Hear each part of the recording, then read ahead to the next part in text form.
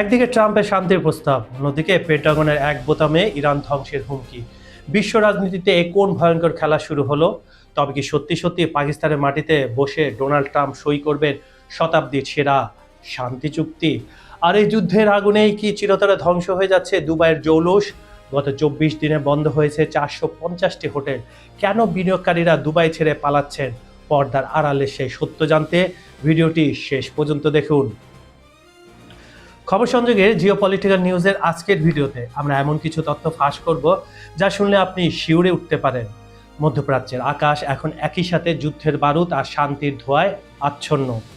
একদিকে ইসরায়েলি প্রধানমন্ত্রী Netanyahu Lebanon দখলের এক গোপন মাস্টার প্ল্যান নিয়ে এগোচ্ছেন। অন্যদিকে ইরান পরিষ্কার ভাষায় জানিয়ে দিয়েছে এক চুলও নড়বেন না তারা তাদের পারমাণবিক অবস্থান থেকে। কিন্তু সবচেয়ে চমকপ্রদ খবর হলো ট্রাম্পের নতুন সমীকরণ। কেন তিনি রাশিয়া বা চীনকে বাদ দিয়ে পাকিস্তানকে বেছে নিলেন ইরানের সাথে আলোচনার টেবিল হিসেবে? এর পেছনে কি জেডি ভ্যান্সের কোনো গোপন মিশন কাজ করছে? শুধু তাই নয়, সিরিয়া থেকে 14 বছর পর মার্কিন সেনা প্রত্যাহার এবং দুবাইয়ের রিয়েল এস্টেট ব্যবসায় ধস নামার নেপথ্যে থাকা আন্তর্জাতিক রাজনীতির অন্ধকার দিকগুলো নিয়ে আজ আমরা বিস্তারিত বিশ্লেষণ করব। আজকের ভিডিওটি শুধু খবর নয়, বিশ্ব রাজনীতির এক বিস্ফোরক দর্পণ। আরেকটি কথা, আমাদের এই অনুষ্ঠানটি আপনারা পৃথিবীর কোন প্রান্ত থেকে উপভোগ করছেন কমেন্টে জায়গার নাম এবং ঠিকানাটা পাঠিয়ে দিন। চলুন তাহলে দেরি না করে শুরু করি। মধ্যপ্রাচ্যে পিস টক নাকি আবার বড় যুদ্ধের অপেক্ষা?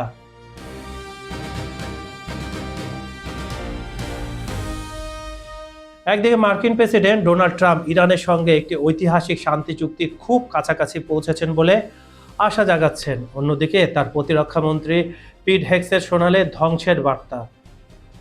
পেন্টাগনের সংবাদ সম্মেলনে হেগসেট অত্যন্ত কঠোর ভাষায় হুঁশিয়ারি দিয়ে বলেন, যদি ইরানের নতুন শাসকরা ভুল পথে হাঁটেন কিংবা চুক্তিতে রাজি না হন, তবে মার্কিন বাহিনী এক বোতাম টিপলেই তাদের বিদ্যুৎ অবকাঠামো ও জ্বালানি খাত মাটির সঙ্গে মিশিয়ে দিতে প্রস্তুত।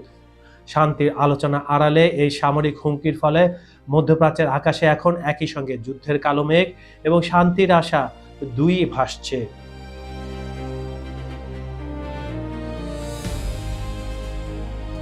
দীর্ঘদিন ধরে ঊর্ধ্বমুখী থাকার পর বিশ্ববাজারে তেলের দামে বড় ধরনের পতন লক্ষ্য করা গেছে। ইসরায়েল ও লেবাননের মধ্যে যুদ্ধবিরতি কার্যকর হওয়ার খবর ছড়িয়ে পড়তে বিনিয়োগকারীদের মধ্যে স্বস্তি ফিরেছে। এশিয়ার ব্রেন্ট ক্রুডের দাম 1% বেশি কমে ব্যারেল প্রতি $98 নিচে নেমে এসেছে। উল্লেখ্য যে গত মার্চ মাসে সংঘাতের জেরে তেলের দাম রেকর্ড 50% বৃদ্ধি পেয়েছিল। বিশ্লেষকরা মনে করছেন ইরানের সঙ্গে যুক্তরাষ্ট্রের সম্ভাব্য আলোচনা সফল হলে জ্বালানি বাজারে এই স্থিতিশীলতা দীর্ঘস্থায়ী হতে পারে। ভূ রাজনীতির এক অভাবনীয় মোড় হিসাবে মার্কিন প্রেসিডেন্ট ডোনাল্ড ট্রাম্প চূড়ান্ত চুক্তি সইয়ের জন্য তিনি পাকিস্তানে যেতেও প্রস্তুত। হোয়াইট হাউসে সাংবাদিকদের সাথে আলাপকালে তিনি ইসলামাবাদের মাটিতে দাঁড়িয়ে শান্তির বার্তা দেওয়ার ইঙ্গিত দেন।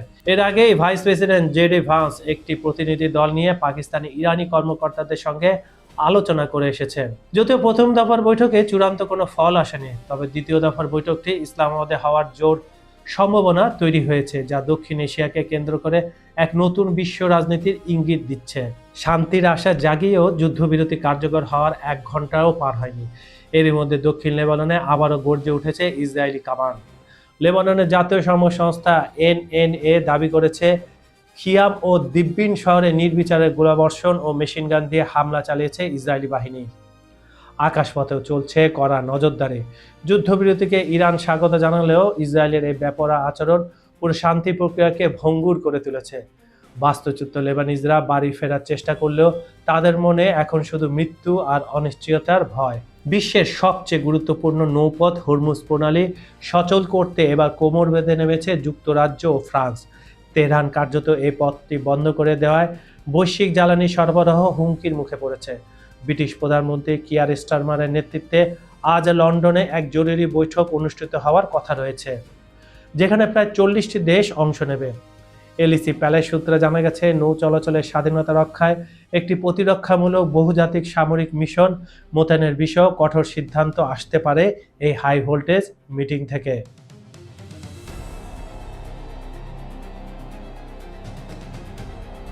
মধ্যপ্রাচ্যে একদিকে ইসরায়েলি প্রধানমন্ত্রী বেনিয়ামিন নেতানিয়াহুর অনড় অবস্থান, অন্যদিকে ইরান ও তার বন্ধুদের কড়া হুঁশিয়ারি।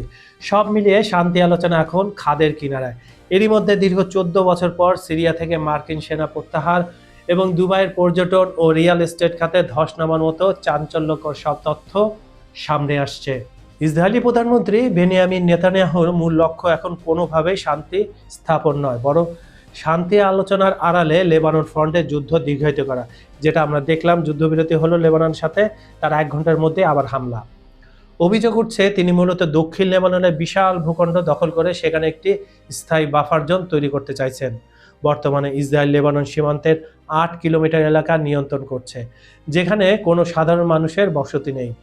নেতানিয়াহু এ দখলদারিত্বকে আরও গভীরে নিয়ে যেতে চান, যা কার্যত লেবাননের সার্বভৌমত্ব হরণ।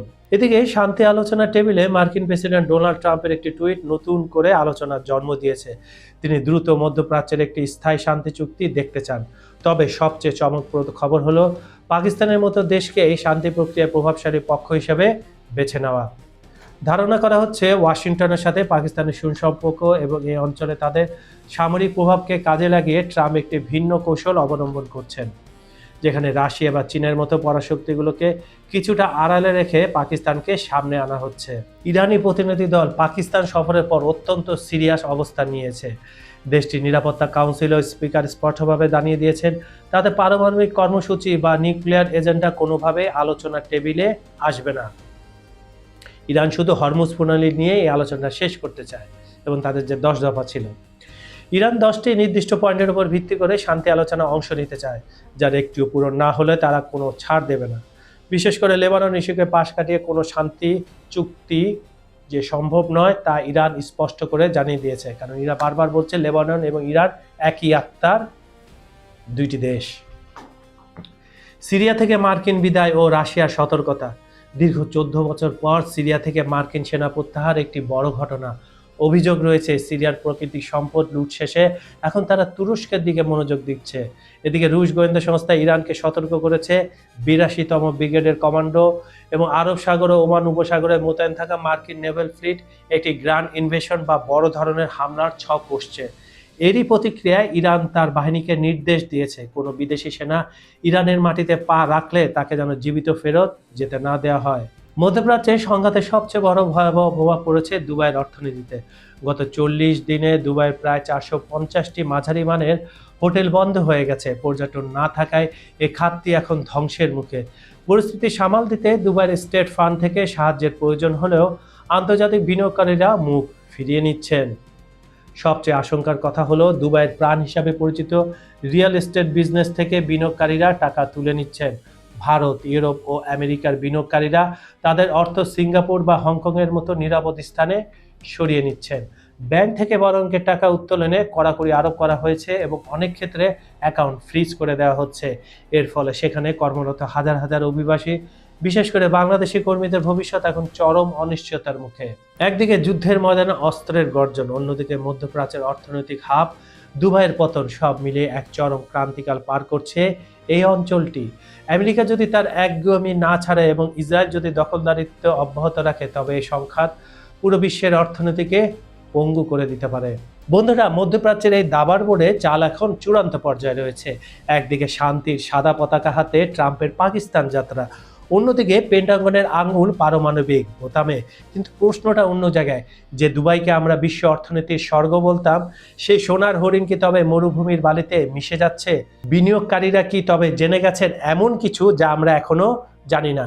তারা সম্ভবত জানে এই জায়গাটা আর স্থিতিশীল হবে না, এখানে হামলার পর হামলা হবে, কারণ এখানে এই অঞ্চলটাকে মিনি ইসরায়েল বলা হয়, ইউনাইটেড আরব আমিরাতকে। তাই ইরান এটাকে ছাড়বে না। সম্ভবত বিনিয়োগকারীরা এই আশঙ্কাটাই করছেন। মনে রাখবেন, ইতিহাসের পাতা সাক্ষী, যখনই বড় কোনো শক্তির পতন ঘটে তার আগে 4-5টা এমন শান্ত থাকে। দুবাইয়ের এই নীরব হাহাকার কি তবে তৃতীয় বিশ্বযুদ্ধের আগের নিস্তব্ধতা, নাকি এটা নতুন কোনো বিশ্ব ব্যবস্থার শুরু? আপনারা কি মনে হয়, ট্রাম্প কি পারবেন পেন্টাগনের এই ধ্বংসাত্মক পরিকল্পনা রুখে দিয়ে শান্তির ইতিহাস লিখতে, নাকি মধ্যপ্রাচ্যের আকাশ কালো হবে পারমাণবিক ধোঁয়ায়? আপনার মূল্যবান মতামত আমাদের কমেন্ট বক্সে অবশ্যই জানান। আপনাদের প্রতিটি মন্তব্য আমাদের পরবর্তী বিশ্লেষণে শক্তি। পরবর্তী ভিডিওতে ফাঁস করব আরও বড় কোনো ভূ রাজনৈতিক চক্রান্ত। আমি কাজল হায়দার আজকের মতো এখানে শেষ করছি। ততক্ষণ পর্যন্ত ভালো থাকুন, নিরাপদে থাকুন আর চোখটি রাখুন খবর সংযোগে। আল্লাহ হাফেজ।